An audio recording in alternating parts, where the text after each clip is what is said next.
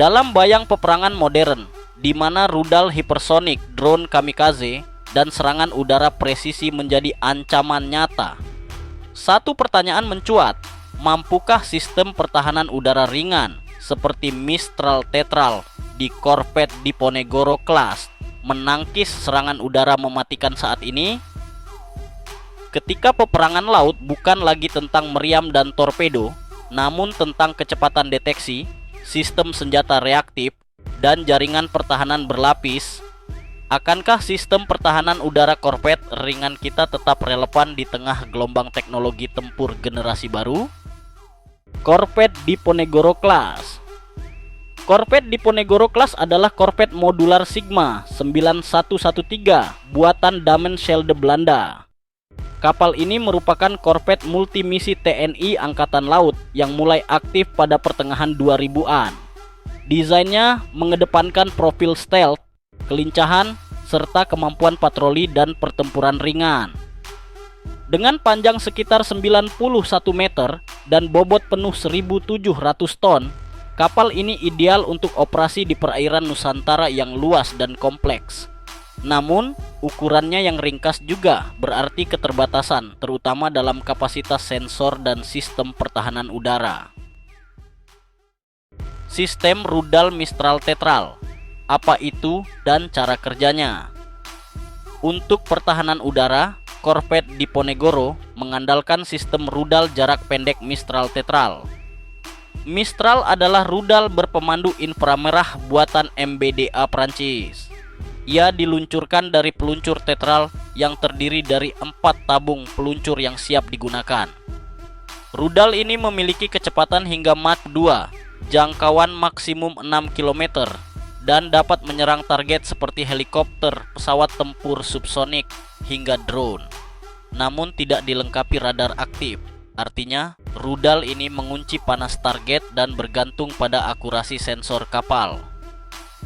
Keunggulan Mistral adalah reaksi cepat dan keakuratan tinggi untuk ancaman yang datang mendadak, serta biaya yang relatif murah dibanding sistem rudal jarak menengah. Tantangan peperangan modern. Tapi mari kita lihat ancaman yang dihadapi kapal perang masa kini. Drone kamikaze bisa menyerang dalam gelombang besar dengan biaya murah. Rudal anti kapal sea skimming melaju sangat rendah dan cepat, sulit terdeteksi radar.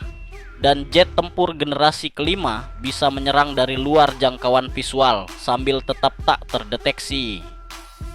Serangan kini datang secara simultan, terkoordinasi, dan dalam berbagai domain. Satu kapal bisa menghadapi 10 hingga 20 rudal atau drone secara bersamaan. Dalam skenario seperti ini, pertahanan udara harus sanggup melakukan multiple engagement secara otomatis dan berlapis.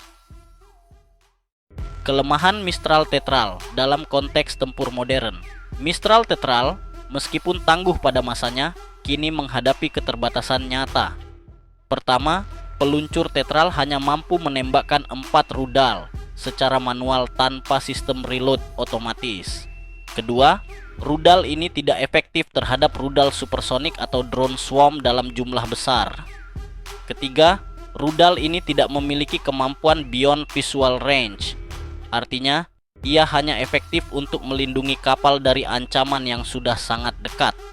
Dan dalam perang modern, waktu reaksi dalam detik bisa membedakan antara selamat atau tenggelam.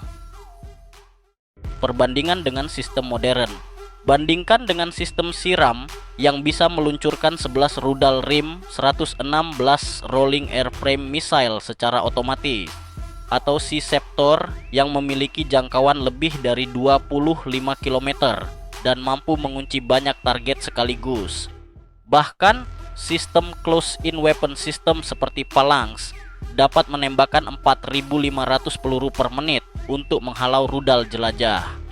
Sementara itu, kapal baru seperti Fregat Merah Putih rencananya akan dibekali 32 hingga 60 sel peluncur vertikal yang sanggup membawa rudal jarak menengah, memungkinkan multi-layer defense system. Artinya, kita sedang menuju era baru dan Mistral Tetral meski masih fungsional, tidak lagi menjadi ujung tombak. Fungsi Mistral saat ini patroli dan pengamanan zona. Namun dalam konteks operasi terbatas seperti patroli zona ekonomi eksklusif, pengawalan kapal dagang, atau pengamanan pangkalan, sistem Mistral masih relevan. Ia cepat, tangguh, dan cocok untuk menanggapi ancaman drone intai, helikopter serang, atau pesawat ringan yang masuk ke wilayah udara tanpa izin.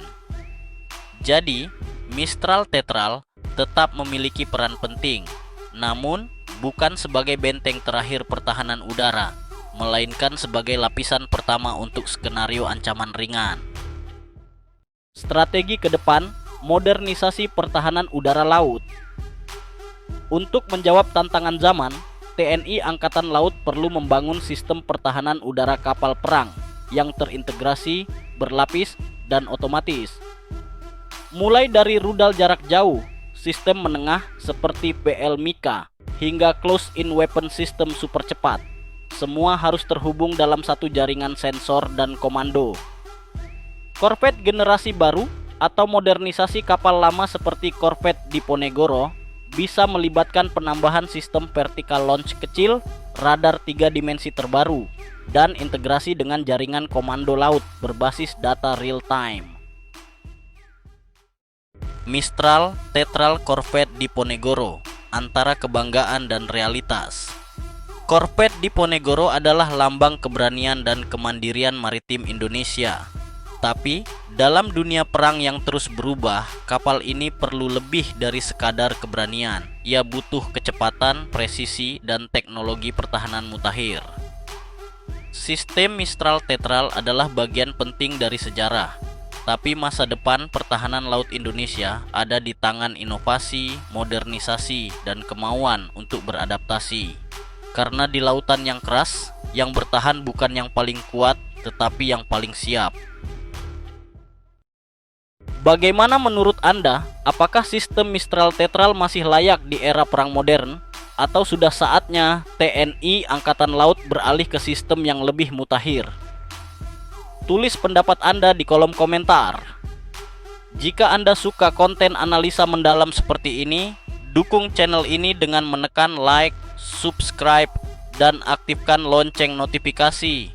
Setiap klik dari Anda membantu kami menyebarkan wawasan strategis demi Indonesia yang lebih siap menjaga kedaulatan maritim. Update militer akan terus hadir dengan konten tajam, akurat, dan relevan. Terima kasih telah menonton. Sampai jumpa di video berikutnya.